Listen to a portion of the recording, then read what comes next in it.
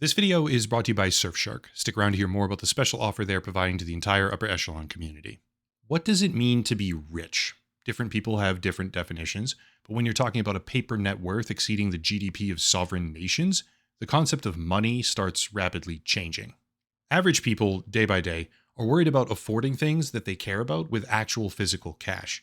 Yes, at times people use credit, which is one step removed, but the vast majority of the middle class population pay for things with money that they have, and then they go save up for something else. Obviously, mortgages, car loans, and various other payment plans are a slightly different model here.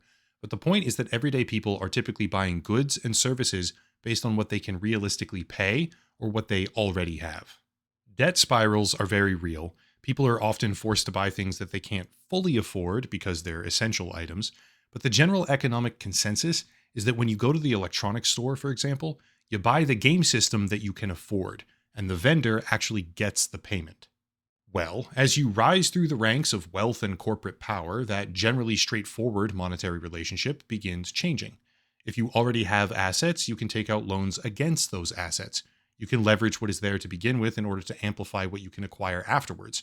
And you can paper deals across the span of years for money that you do not have, which is precisely what we're talking about today. More precisely, we're talking about a company that actively loses money every single day, committing to a $300 billion deal, thereby spiking the share price of a publicly traded firm to a point where briefly there was a new richest man in the entire world, and then a subsequent daisy chain where the money that doesn't exist gets fed down the line to even more companies like a corporate human centipede. The two main companies that we're talking about are OpenAI, obviously, and Oracle, because these two companies recently got together for a $300 billion deal over 5 years, where OpenAI will pay Oracle to create data centers to meet the ridiculous computing requirements that they have in order to continue developing generative AI tools. We first learned about this through a public disclosure from Oracle, after which it was confirmed by the Wall Street Journal and the New York Times, but the reaction to this news was frankly delusional.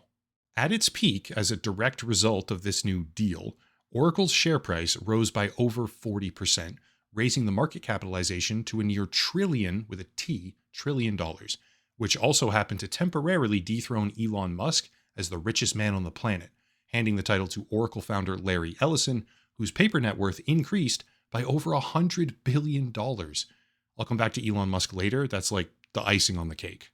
Anyway, on a surface level, there's nothing really wrong with any of this. Big company signs big deal over 5 years, who cares?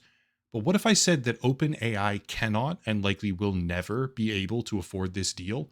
Oracle most likely isn't capable of building this infrastructure, and yet despite that pesky reality, the deal is not only being used to hyperinflate the share price of Oracle, but also Nvidia, which is the next company down the chain in the corporate human centipede. As a brief tangent, today's video is brought to you by Surfshark, which is uniquely positioned right now to help solve the impending and invasive age verification issues that have begun slamming into certain jurisdictions. Surfshark is a VPN, virtual private network, and VPNs have a number of different uses, such as helping prevent certain types of phishing attacks, DNS tunneling, or DDoS attacks, and they also mitigate data tracking/harvesting practices by all sorts of big tech companies.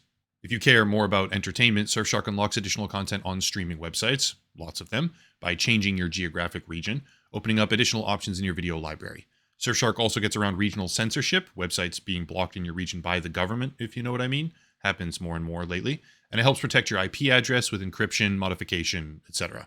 Sometimes I see comments about this, so to clarify, Surfshark does not keep logs, which has been audit verified with a whole public report in tandem, which is one of the critical policies that a VPN needs to have. Also, they maintain what's called a warrant canary, which doesn't really mean much to most people, but if you know what that is, then they have one. If you click the link down below, surfshark.com/echelon, and use the code echelon at checkout, you can get 4 extra months completely for free with a special pricing offer. Again, link down below, surfshark.com/echelon, coupon code echelon at checkout for an extra 4 months of the service for free. Big thank you to Surfshark for sponsoring the channel. Back to it. First thing I want to make abundantly clear right now is that OpenAI not only loses money all the time, but they also don't seem to have any sort of concrete path towards actual profitability whatsoever in the future. Exhibit A, reported by Apollo Research as per the United States Census Bureau, conducted on a bi-weekly basis across 1.2 million companies, the adoption rate of generative AI tools at large US firms is dramatically slowing down. Except In order for anyone to believe that OpenAI can somehow afford a $300 billion deal with Oracle, that adoption rate would need to exponentially increase, not slow down. Exhibit B. Even on the most expensive ChatGPT subscription tier, the Pro level at $200 per month, OpenAI actively loses money for every single user, despite founder Sam Altman stating, quote, "I personally chose the price and thought we would make some money," end quote. That's not really a great combination, is it? The adoption rate of your software is slowing down, and yet the most expensive subscription model that you offer is actually losing you money. This obviously means that they need to raise the prices, which they likely will. But what do we think happens to the already decreasing adoption rate when you make the tools themselves significantly more expensive? I wonder. Exhibit 3. OpenAI is currently hemorrhaging executives, some of which are the most integral people at the entire company. Chief Technical Officer Mira Murati, co-founder Elias Skeever, co-founder John Schulman, who left to join competitor Anthropic, VP of Consumer Product Peter Deng, Bob McGrew, Chief Research Officer, co-founder Andre Karpathy, half of the entire safety team, after which they disbanded the department, as well as dozens more at various different product and research levels. The company is losing talent and decision makers at every single corporate tier, which isn't exactly a strong indicator that they can somehow reverse the entire trend of AI adoption and bring in record-breaking revenue within the next few years. Still, OpenAI is just the first link in the chain, feeding their bullshit downstream to Oracle, who uses the bullshit to massively inflate their share price. What's next? Next is NVIDIA, because if you start closely examining the public disclosures that NVIDIA gives, you see things like this on page 27 of their most recent quarterly report. Quote, "For the second quarter of fiscal year 2026, sales to one direct customer, customer A, represented 23% of total revenue, and sales to a second direct customer, customer B, represented 16% of total revenue, respectively, both of which were attributable to the compute and networking segment," end quote. This is where I have to be clear. I'm inferring something and taking an educated guess on this right now. But the compute and networking segment more than likely means AI data centers. And if we then look at the comments by Larry Ellison himself in the fiscal 2025 first quarter, we see, quote, "Oracle has 162 cloud data centers in operation and under construction around the world. The largest of these data centers is 800 megawatts and will contain acres of NVIDIA GPU clusters for training large-scale AI models," end quote. It's boring, I know, reading all the financials, but given the recent announcement of this diabolical $300 billion deal, and given the fact that Oracle is openly discussing acres of NVIDIA GPU clusters for its data centers, I would be willing to bet that one of those mysterious customers, who compose a tremendous amount of NVIDIA's entire revenue stream, is Oracle. Broadly speaking, the market seems to agree with me, to a degree, because what we see at the exact same time as Oracle's stock price goes through the roof because of the OpenAI asinine deal, NVIDIA also experiences a significant increase, which makes it so that the company that doesn't make any money, OpenAI, signing a 5-year deal with a company they probably can't pay, Oracle, not only causes that company to reach a near $1 trillion valuation as a direct result, but also gets passed down further, spiking the price of NVIDIA despite the fact that the money doesn't exist and likely never will. But wait, there's more, because the cake needs icing. Remember, because of this impossible deal, with money they don't have and the subsequent share price of Oracle, Larry Ellison became the richest man in the world by title, briefly. The position was previously held by Elon Musk, but coincidentally, not even 2 days after the deal was made public and Larry Ellison claimed that title, Elon Musk, which we can see through an SEC filing, inexplicably decided to purchase $1 billion of Tesla stock. Here's the fun part. Because of that purchase, Tesla fans became wildly excited about it, subsequently buying the stock themselves, thereby driving the price of Tesla upwards by more than 30% in the following days, which led to Elon Musk, because we can see that he held 410 million shares before these purchases even went through.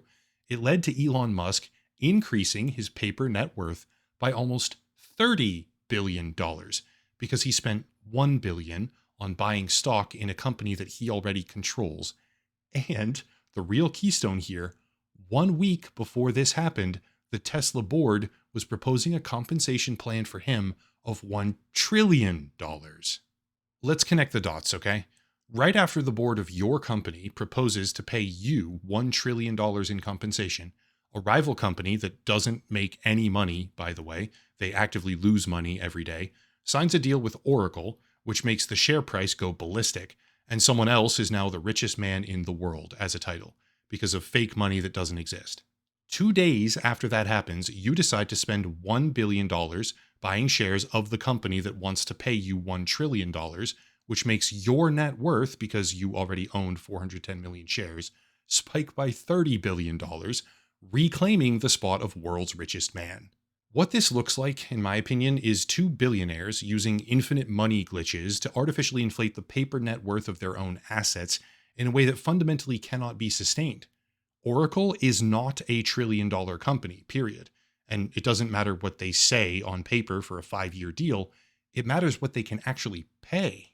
Meanwhile, Tesla cannot responsibly compensate a single executive to the tune of $1 trillion, and yet, off the back of that announcement, suspiciously timed within just 2 days of Elon Musk losing his title of world's richest man, he suddenly spends $1 billion on Tesla stock, immediately inflating his own net worth by tens of billions, because money isn't fucking real at these levels.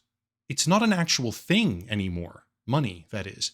It's an economic time bomb. It's a house of cards where you get more just by spending some on yourself. Or even better, you say, I'll spend a whole bunch of what I don't have over 5 years, and everybody goes berserk. I hear the comparison constantly, incessantly for that matter, about how AI adoption is happening faster than the growth of the internet, which is true, but that has to be one of the stupidest comparisons of all time. Sure, yes, the current rate of AI adoption when you compare it to 1980s and 90s internet growth is superior, but the revenue being injected into the internet era bubble was tremendous. People had to get the machine, pay for a dial-up subscription, and the barrier to entry created hundreds of billions in revenue, like actual real revenue. More like trillions for that matter.